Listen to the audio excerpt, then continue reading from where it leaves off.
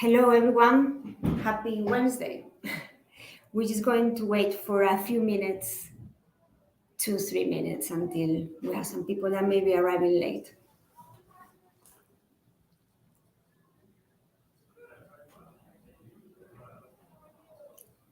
So you still want to grab a coffee.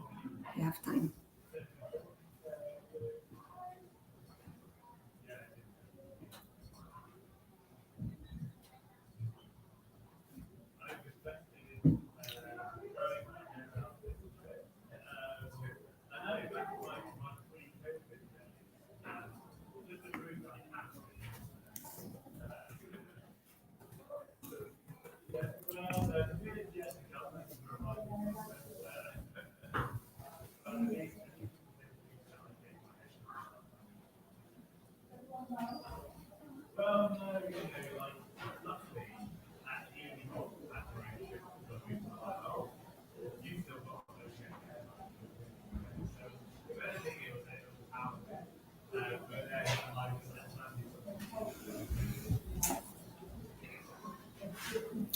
Great. So we're starting now. So hello and welcome, everyone.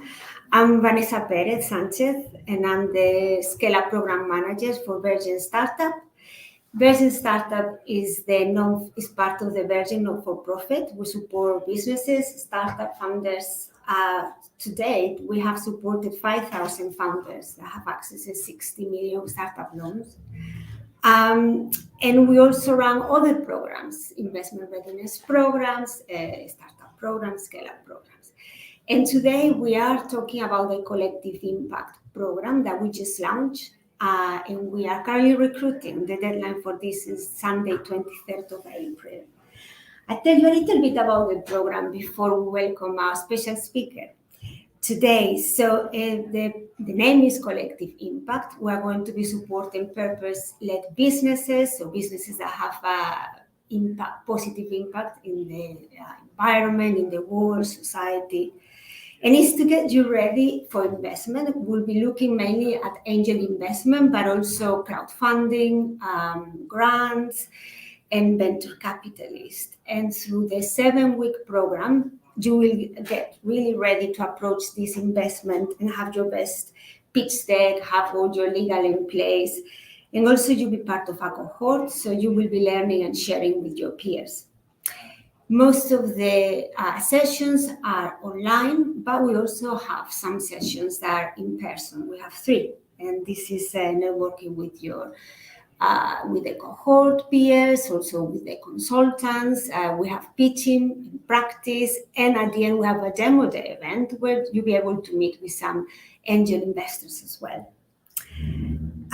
So I'll be at the end of the chat with Brian. You have some time for more questions.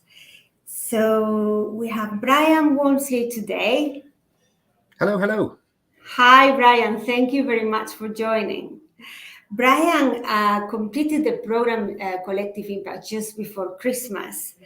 And today he has raised already £500,000. So we are very excited to have you here today and to hear all about it.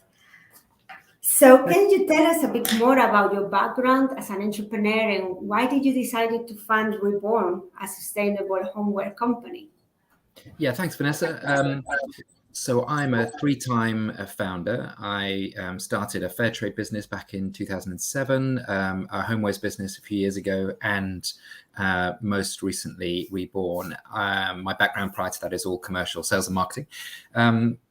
So for Reborn, so I tell you what that is. That is we collect waste in partnership with Biffa, who a lot of you will know collect waste from both consumer and industrial sources. And we turn that into beautiful homewares. So the reason for that is really spotting a gap in the market. So a lot of good marketing, good business, actually, I think is about spotting a gap where there is an opportunity, and then stress testing that with retailers or with consumers and so on. So there's a kind of commercial gap, but of course there's also a massive positive impact, because we can reduce carbon because we're making stuff more locally and using recycled materials. We can reduce waste, less stuff ending up in landfill, and we can contribute to local economy by making things locally. So there's both a kind of, I would say, a commercial dimension to it and a positive impact to it, which is exciting. Yes. Can you tell us a bit more about your journey to date since you started up to now? So we were pre-revenue and still are, in fact, which has made things quite interesting. A lot of squeaky bum moments, to use a phrase, where we had consumers and retailers very interested in the proposition, but no way of funding it. So where we're at now is, as of next week, closing the round that you mentioned, Vanessa, of 500,000, and we might go into a bit more later. But I was really nowhere on that journey until I joined the Collective Impact Program in October, I think it was, and finished just before Christmas. What would you say that have been the main challenges for you to raise the funding? So, I mean, prior to joining the Virgin thing, it was very scattergun, I would say. The challenges with fundraising, it felt like you're just exploring your network, or you're just relying on referrals, and you don't know if the referrals are the right one. It's not very systematic. There isn't a kind of flow to it. So yeah, it was very scattergun. I did succeed in getting. One of our partners is Brunel, and we did get an Innovate UK grant, which was brilliant, and we can talk about that more if people are interested. So that was amazing. But beyond that, it was a real struggle. What the Accelerated, the Collective Impact Program was able to give it a structure and both improve your pitch, help educate. I mean, I had no idea what a term sheet was, let alone a full deal. With the legal side of things. Everything that I'd done prior to them was very much bootstrapped. So this was a real education to me, as well as the kind of the introductions to business angels, VCs, all that good thing, but in a very structured, helpful, supportive way. Any tips you'll give to funders like you at the beginning, a few months back? Tips. Well, for me, like I say, identify the gap and the opportunity and be true to that whilst stress testing it. So listening to feedback, getting both end customer feedback and experts. I was lucky enough to have some of the people that are advisors and support the mentors on the Virgin program are remarkable people. There's a woman called Suda who does the more kind of, if you like, presentation side of things. You could definitely tell that I still need some work from that, but she's a remarkable woman. Has performed with Spice Girls and Faithless, and really knows how to project and tell a narrative. As well as there was a chap called Marcus Excel, who was just the most incredible connector of ideas and brains, and so experienced with people on this kind of journey. So I'm not sure, I probably kind of gone off a bit of a tangent, but I think drawing a combination of kind of, if you like, being true to your mission and the commercial opportunity, whilst also constantly iterating to improve it by listening to the experts that are on, whether it's the Virgin program or anyone else that you meet through your business journey. So what would you say that have been the biggest challenges when raising this investment? Because 500,000 is very impressive, but what was the most difficult part for you of getting here? Yeah, lots. Time is really hard as a founder, as a fundraiser, because I'd say it's one of my biggest headaches is trying to fundraise whilst develop and run a business, whilst have a life. I'm a cyclist, I've got a young family, trying to keep all these things together is incredibly hard. So time and just choosing where to spend your time. Money, of course, was hard, and getting that balance right of, okay, where to commit your own money versus, okay, when does that stop? And yeah, I think those kind of managing those inner demons, I'm sure that kind of, I guess it's quite a well-known phrase now, that imposter syndrome. But I think having that narrative in your head about what it is that you can be grateful for in your life, not just your business, but and surrounding yourselves with positive, if you like, narrative, both in your head and your friends and support network around you, were probably the biggest challenges along the way. When you did the Collective Impact program, how did you feel about the time commitment? We have some founders asking us this: is 7 weeks, is once a week? How did you handle that time? And well, it always felt like value add, because you're improving your business during that day. So it's not like you're learning, a random foreign language or something that's kind of unrelated to your core business. You're effectively working on your fundraising and your business itself. So yes, it was quite a big commitment. It was about a day a week I spent on it. Plus, I would say maybe an hour or two of other stuff that would always happen, a follow-up, a mentoring session, a peer-to-peer session, whatever it might be. So let's call it a day and a quarter or something like that, a week.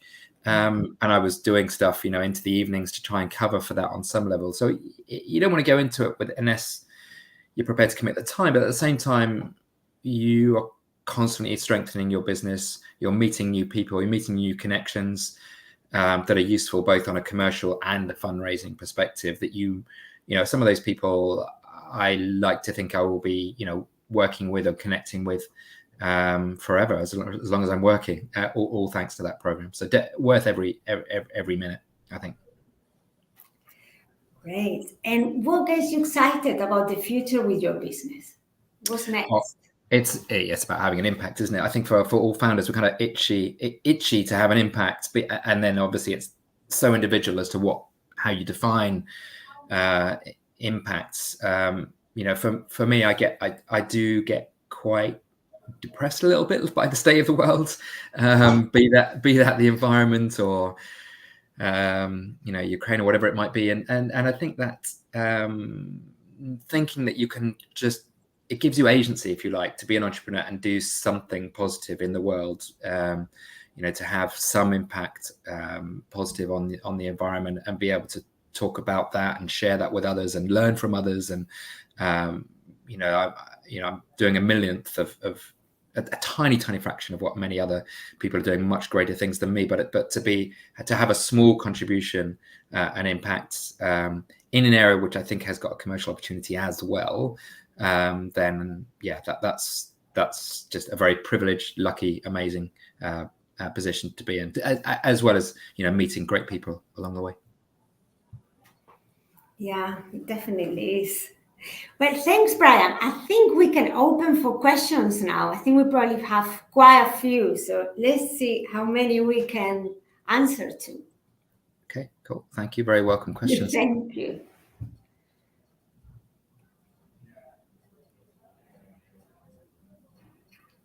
They will show. I'm waiting for them to show on the...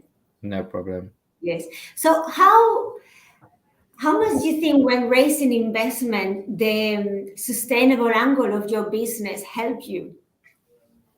Yeah, so I think that it depends on the audience. So we went in on different angles depending on who we were speaking to. One was the environment, clearly, and by that, both carbon emissions and kind of helping support the circular economy. So, but it's important to know your audience. For other people, the UK investment in UK economy and local UK was as important, if not more important. And for others, they were very commercially driven and wanted to know, okay, where's your proof points? What consumer research, what have you done? Which retailers have you spoken to? So I would say it was partly about tailoring the audience, and again, constantly refining your pitch. It always feels like it's an iterative process, right? Setting up a business. So that was the key to it. Every time you pitch is an opportunity to improve, to listen and improve. So, and what about the cohort when joining with other peers? Did you feel competition or it was more helpful? Did you feel that sometimes the businesses can be a slightly different stage, but still how with the cohort? yes. Yeah. I mean that the cohort was very mixed. I had people doing financial services. There was one that was doing a food business. There was one an educational chat, more almost NGO type.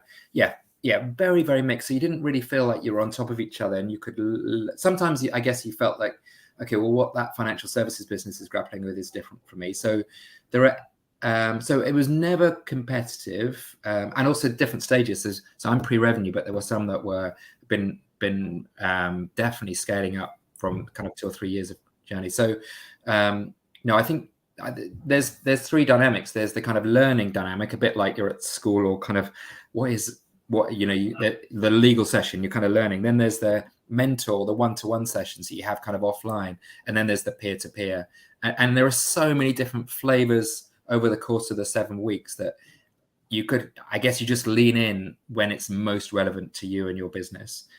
So yeah, always very supportive, a bit like a little mini NCT class. Everyone wants everyone else to succeed. What would you say that was you have to pick one, the most useful part of the program? If I had to pick one, it was the fact that I met my first business angel that actually invested. I had spoken to a lot of people prior to that, and I did have the Innovate UK grant, but I hadn't had a single person say yes, committed to invest. And I only met that person because of Virgin Startup. Bizarrely, people that I'd spoken to before then came on board because I had that one that had committed from within the Virgin groups. So a lot of this stuff is domino or FOMO, or, whatever, to say, well, so-and-so's investing, are you in? And so I only got to 500,000 because the first guy, who in the end may only invest 10K or whatever, is made the leap and said they're in.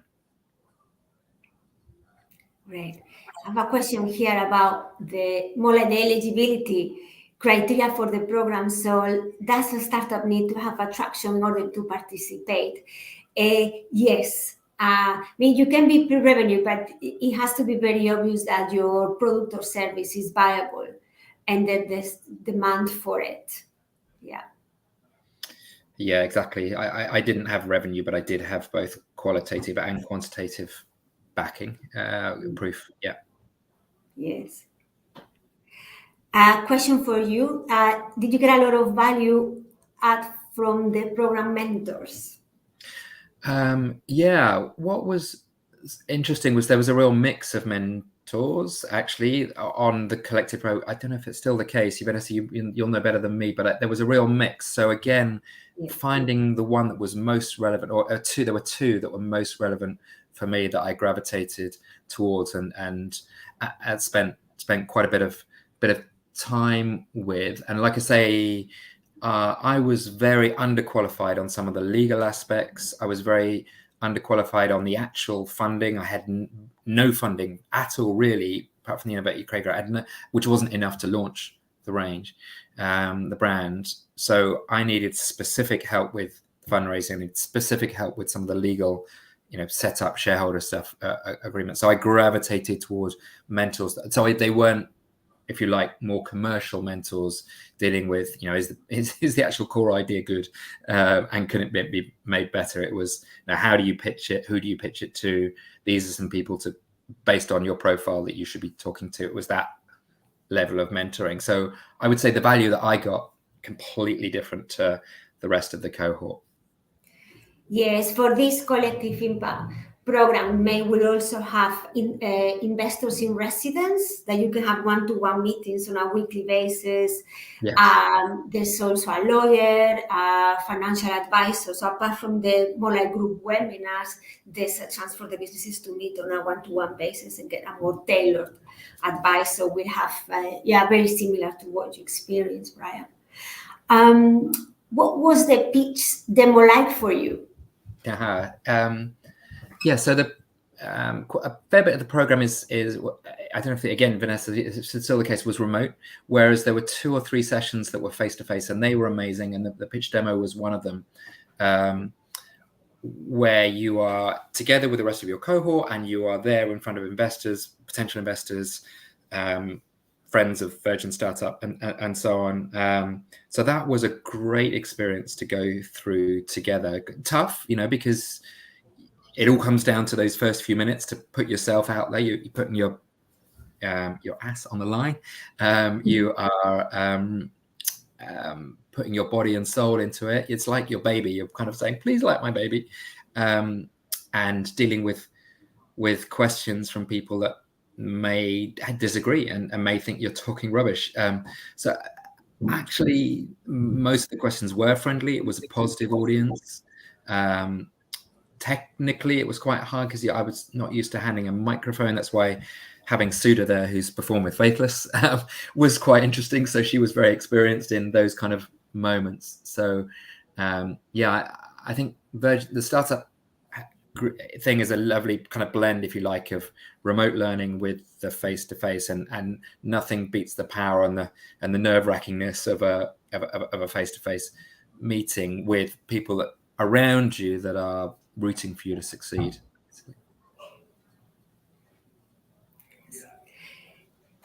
Great. No more questions for the moment.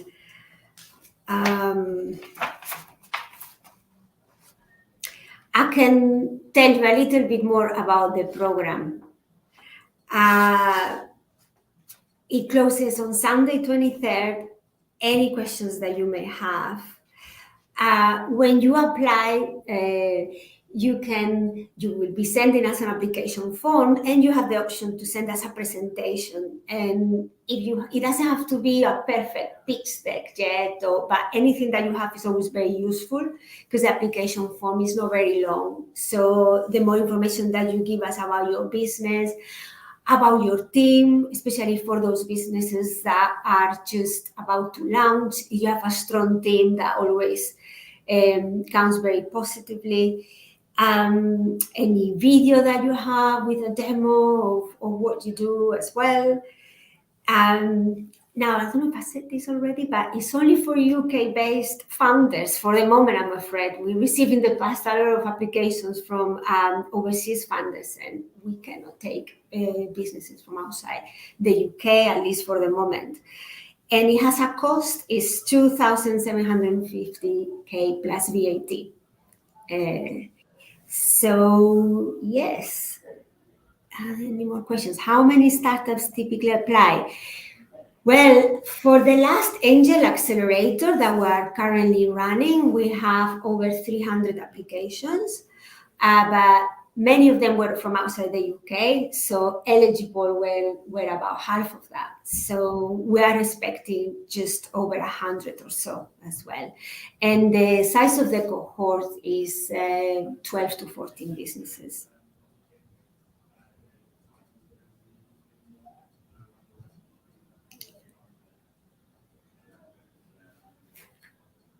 So if you like to apply, you can go to our website. You find it, all the information, how to send the application, but also you just drop me a message on LinkedIn if you have any other questions. Brian, I don't know if you have any other last things that you'd like to say. Thanks a lot. Thank you. Very welcome, Vanessa. Just as you were talking there, because the cohorts are so diverse, one of the other things I would really recommend is to people to apply and to use it as an opportunity wherever they're at in their journey to stress test their ideas, stress test their own network, because I guarantee you'll be exposed to people both with the cohort and the mentors and everyone that are new to you, that open up doors that you never knew you needed. I can't speak highly enough of it. For obviously, on a rational basis, it was successful because it got me from no funding to actually I've ended up overfunding the round.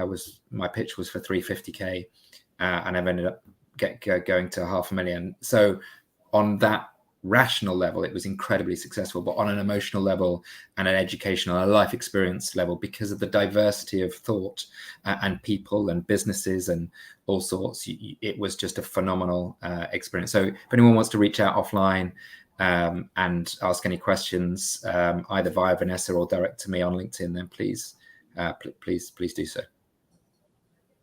Great, Brian. Thanks again, and we look forward to see how Reborns develops in the future. We see it in all the shelves of superstores, and also it's a great business. So congratulations. Yeah. Come September, look out for it. Great. Cheers. Oh, there's another question. You still keep funders from the cohort? You keep in contact with the can you see? Yeah. Sorry, just saw that. So that's something that Sutin and Vanessa do very well. So there's a Slack channel and for the cohort, which goes kind of phases. Sometimes it's like a frenzy of noise, and then there's a week where there's nothing on it. It's quite lumpy in terms of, but it does mean you can reach out that way. Then there's every 2 or 3 weeks we have a kind of what we call a mastermind type session, which I've been to most of them, not all, depends on whether I can make the time on that Friday, but they've been brilliant. And then thirdly, there's the inevitable WhatsApp group and very supportive comments on that. So it's and also one-to-one. So people have reached out to me and said, look, we're going through a similar thing, should we have a chat, and vice versa. So that's why I use the analogy of an NCT class a little bit. Like, it is what you make it, because you've got to put in what you want to get out, but the context is there, and Vanessa and Sutin are amazing at just gently, supporting that journey throughout. Hope that helps. But yeah, as I say, please reach out if you want to talk anymore. Great. Thank you. Well, thanks everyone for joining us during your lunch break, maybe, and have a great Wednesday. We'll be in touch. Thanks, guys. Bye-bye. Bye-bye.